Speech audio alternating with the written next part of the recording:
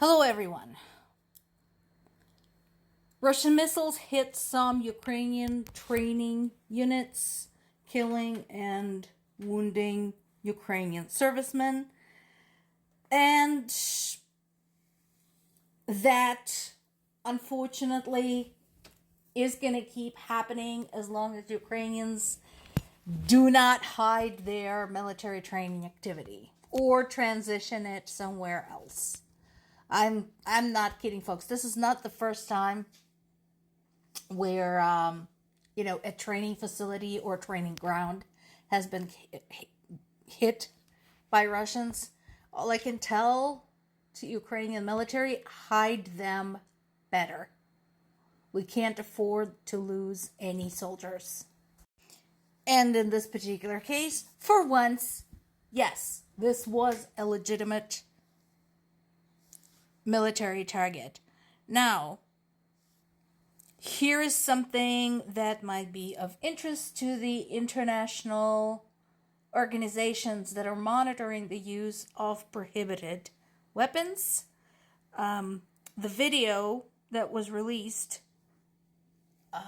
following this attack showed that this involved more than 20 cluster type explosions. Cluster weapons are overall prohibited due to the vicious nature thereof. It doesn't surprise me that Russia uses cluster munitions. I mean, they don't give a fuck what is prohibited and where. But I wanted to point out that this is a thing.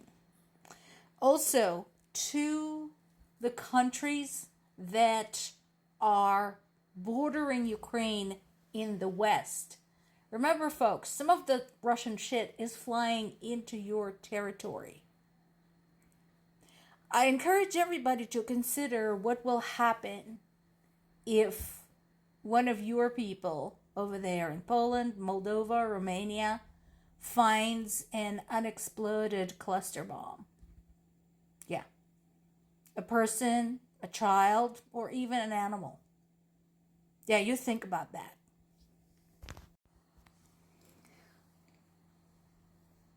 And once again, Russia continues to be completely fuckless about any threats by Donald Trump. So we have a little bit of a translation error here. When they say they have immunity to U.S. sanctions, it's not quite what everybody thinks they mean. So what he means by immunity is not like diplomatic immunity. What he means is that Russia has been sanctioned for so long that they developed like immunity the way you develop immunity to an illness when you develop antibodies. So, kind of a joke. But the point is that basically they don't care. And as I mentioned before, I don't see what is the point of putting tariffs on them because we're not trading with them. Like, what is that supposed to even do? The large-scale weapons agreement is still in the works between Ukraine and the U.S. And again, for everybody to remember, this is not aid. This is a purchase. Not the same thing. Before I share the next segment, I want to show you this. What you can do is pop it into Google Translate and check what I'm telling you. Fact check me. This is from the Russian news article. And this headline says there's no other option. No one should be left alive in Ukraine.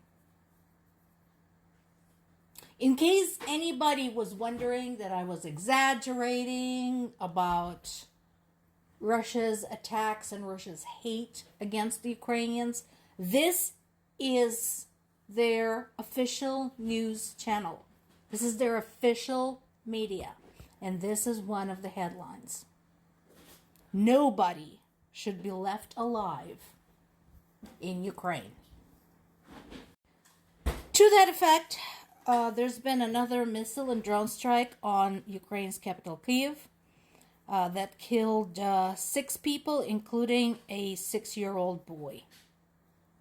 More than 40 people were wounded.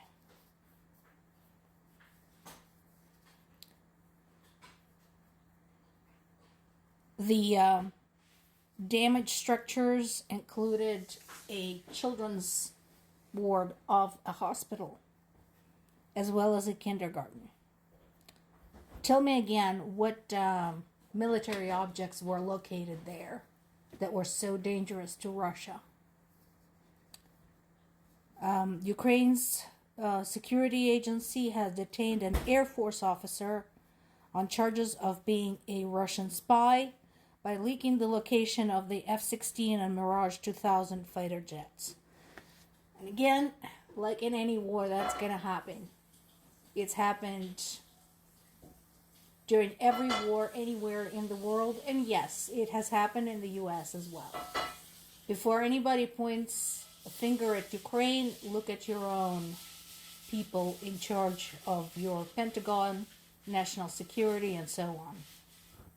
Now, this is truly appalling. So, a high-ranking Moscow delegation has visited Switzerland and drew a lot of very angry pushback from quite a lot of allies, accusing Switzerland of hosting war criminals. I agree.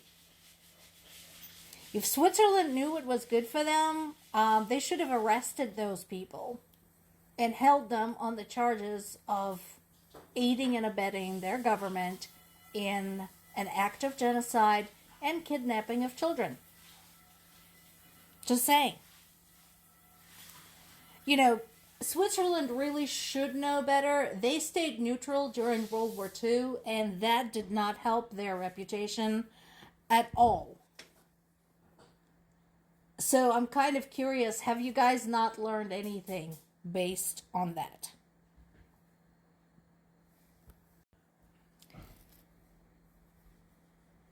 We've mentioned before that almost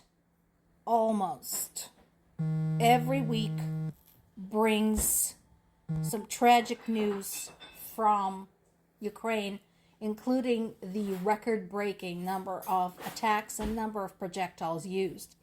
As a result, there's been an increase in the death toll, particularly in heavily populated area. Between March and May of this year, 222 children were killed or injured in Ukraine. 2,889 in total since the start of the invasion. This number is likely low because, again, accurate numbers are difficult to get when the country is in a state of war.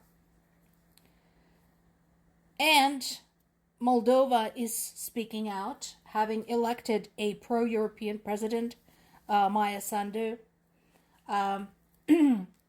She had accused Russia of attempting to interfere in Moldova's national elections, which shouldn't surprise anyone. I mentioned this in the past. If you don't care about Ukraine, fine. But if you think this is just about Ukraine, you're delusional. If you like Russia interfering in your elections, maybe you should just say so. Or you should go live there. More to come.